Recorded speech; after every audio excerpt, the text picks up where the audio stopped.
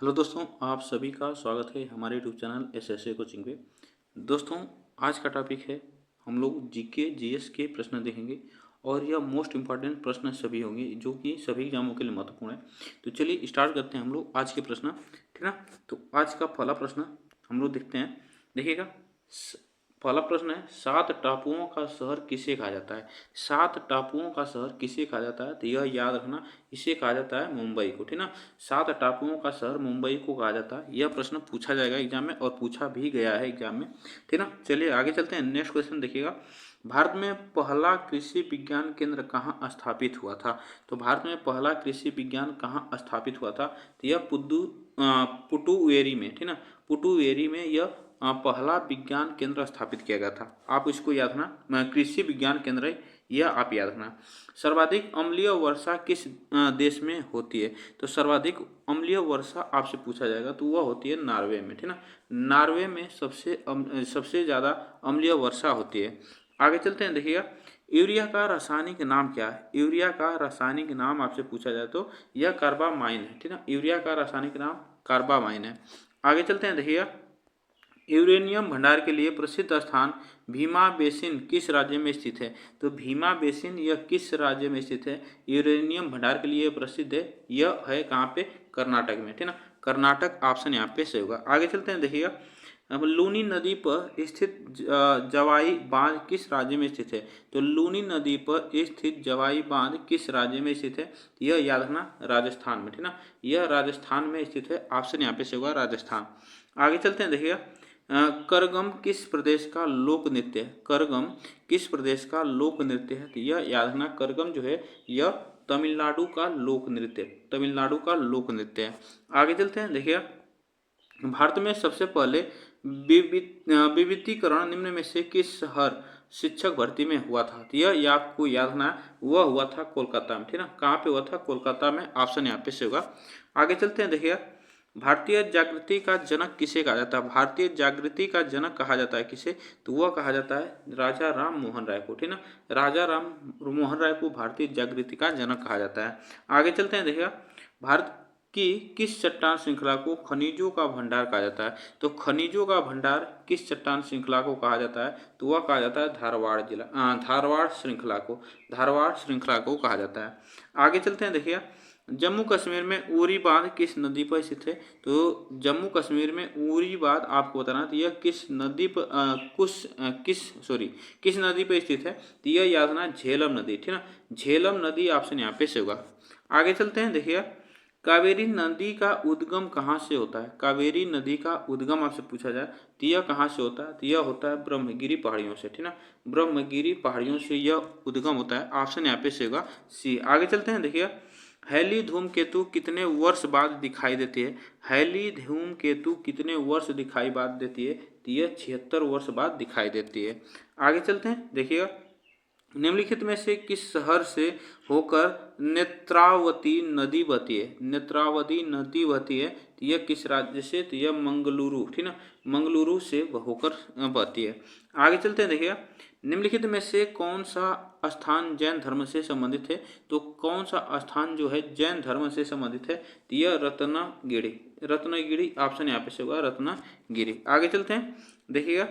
दामोदर नदी का उदय निम्नलिखित में से किस स्थान से होता है? तो दामोदर नदी का उदय निम्नलिखित में से किस स्थान से होता है? तो यह होता है इसका छोटा नागपुर पठार से, छोटा नागपुर पठार से होता है। आगे चलते हैं। निम्नलिखित में से, यहाँ पे देखिए, निम्नलिखित में से किस नदी का उद्गम स्थान महाबलेश्वर में है? तो महाबलेश्वर में आपको बताना है, तो यह याद रखना, कृष्णा नदी का, ठीक ना। कृष्णा नदी का यह उद्गम स्थान महाबलेश्वर में है। आगे चलते हैं, देखिएगा। इनमें से कौन सी नदी दक्षिण भारत की गंगा भी कही जाती है? तो दक्षिण भारत की गंगा कही जाती है, तो वह गोदावरी नदी, ठीक ना। गोदावरी नदी ऑप्शन यहाँ पे से होगा, गोदावरी नदी। आगे चलते हैं, देखिए। भारत के पहले राष्ट्रपति का नाम है? तो भारत के पहले राष्ट्रपति का नाम आपको बताना है। तो भारत के पहले राष्ट्रपति जो है वह कौन है? तो इसमें आपसे पूछा जाएगा, तो यह एक मिनट, यहाँ पे भारत के पहले राष्ट्रपति की बात की जाए तो यह भारत के पहले राष्ट्रपति डॉक्टर राजेंद्र प्रसाद, आपको याद ना, डॉक्टर राजेंद्र प्रसाद। आगे चलते हैं, देखिएगा वायुमंडलीय दाब मापने का पैमाना है, तो वायुमंडलीय दाब मापने का पैमाना क्या है, तो वह होता है बैरोमीटर, ठीक ना, बैरोमीटर ऑप्शन यहाँ पे से होगा। आगे चलते हैं, गुरुत्वाकर्षण की खोज किसने की थी, तो गुरुत्वाकर्षण की खोज की बात की जाए तो गुरुत्वाकर्षण की खोज न्यूटन ने किया था। किसने, न्यूटन ने किया था, ऑप्शन यहाँ पे से होगा न्यूटन। आगे चलते हैं, देखिए मसालों का बगीचा किस राज्य को कहा जाता है, मसालों का बगीचा किस राज्य को कहा जाता है, तो यह याद रखना, मसालों का बगीचा यह केरल राज्य को कहा जाता है।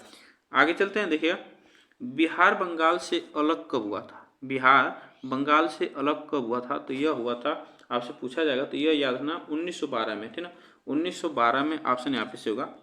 आगे चलते हैं, देखिए चंद्रमा पर किसी वस्तु का भार पृथ्वी पर उसके भार के बराबर है, तो यह आपको याद रखना, उसके भार के बराबर होगा वह छठवें भाग का, ठीक ना, छठवें भाग के बराबर होगा।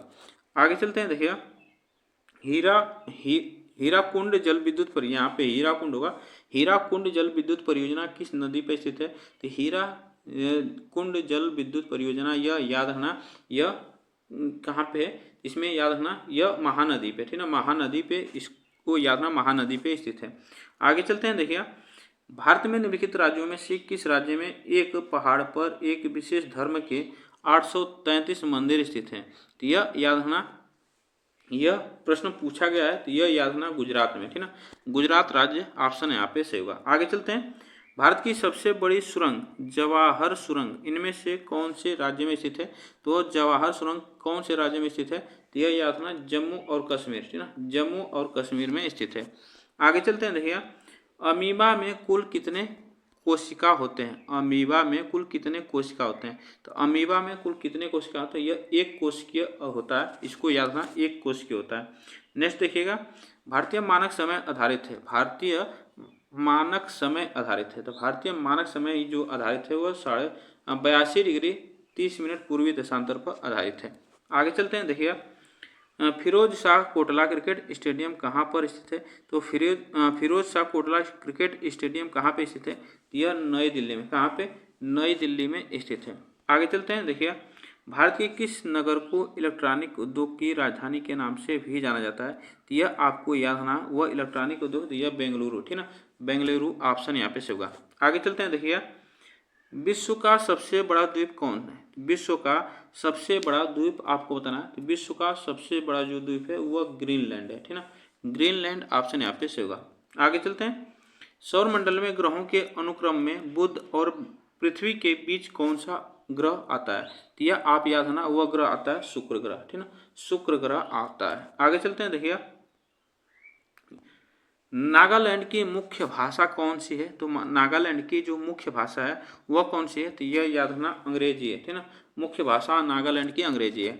आगे चलते हैं, देखिए सतलज नदी किस दर्रे से होकर भारत में प्रवेश करती है, तो यह आप याद रखना, वह शिपकिला दर्रा से, ठीक ना, शिपकिला दर्रा से यह भारत में प्रवेश करती है। आगे चलते हैं, देखिएगा प्रसिद्ध मुखेश्वर मंदिर और अनंत वासुदेव मंदिर किस प्रदेश शिक्षक भर्ती में है, तो यह आपको बताना है, यह आप याद रखना, यहाँ से प्रश्न पूछा जाएगा, तो यह उड़ीसा, ऑप्शन यहाँ पे से होगा।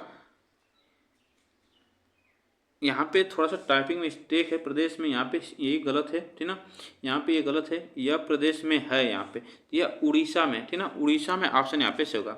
आगे चलते हैं, देखिएगा भारत में इनमें से कौन सी खाद्य फसल का उत्पाद सबसे अधिक होता है, यह आपसे बताना है, तो इसको आप बताइएगा इसमें कौन सा ऑप्शन से होगा, तो वह चावल, ठीक ना, चावल, ऑप्शन यहाँ पे से होगा। आगे चलते हैं, देखिए रेफ्रिजरेटर में कौन सी गैस प्रयुक्त की जाती है, तो रेफ्रिजरेटर में कौन सी गैस प्रयुक्त की जाती है, तो यह फ्रियान, ठीक ना, फ्रियान जो है इसमें प्रयुक्त की जाती है। आगे चलते हैं, कौन सा राज्य भारत के सबसे पूर्वी भाग पर स्थित है, तो कौन सा राज्य भारत के सबसे पूर्वी भाग पर स्थित है, तो वह राज्य है अरुणाचल प्रदेश, ठीक ना, अरुणाचल प्रदेश, ऑप्शन यहाँ पे से होगा अरुणाचल प्रदेश। आगे चलते हैं, मोहम्मद गौरी यहाँ पे होगा, ठीक ना, मोहम्मद गौरी ने जयचंद को किस युद्ध में पराजित किया था, तो मोहम्मद गौरी ने जयचंद को किस युद्ध में पराजित किया था? तो वह चंदावर का युद्ध था, ठीक ना, चंदावर का युद्ध। ऑप्शन यहाँ पे से होगा चंदावर का युद्ध। आगे चलते हैं। गिरनार पर्वत पर स्थित सुदर्शन झील का पुनरुद्धार किसने किया था? पुनरुद्धार आपसे पूछा है, इसमें किसने किया था?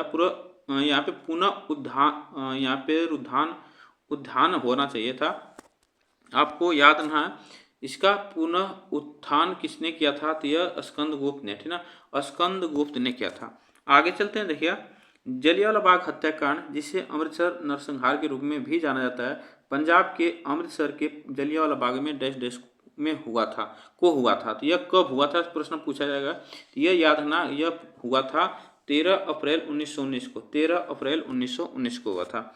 आगे चलते हैं। देखिए, छोटी आंत और बड़ी आंत के जंक्शन से जुड़ी थैली को क्या कहते हैं? तो यह छोटी आंत और बड़ी आंत के जंक्शन से जुड़ी थैली को क्या कहा जाता है? तो उसे कहा जाता है अंध्रांत, ठीक ना, अंध्रांत कहा जाता है। ऑप्शन यहाँ पे से होगा अंध्रांत। आगे चलते हैं। देखिए, खड़कवासला बांध भारत के किस राज्य में स्थित है? खड़कवासला बांध भारत के किस राज्य में स्थित है? तो यह याद रखना महाराष्ट्र में, ठीक ना, महाराष्ट्र। ऑप्शन यहाँ पे से होगा महाराष्ट्र। आगे चलते हैं। कपास की खेती के लिए कौन सी मिट्टी उपयुक्त होती है? तो कपास की खेती के लिए कौन सी मिट्टी उपयुक्त होती है?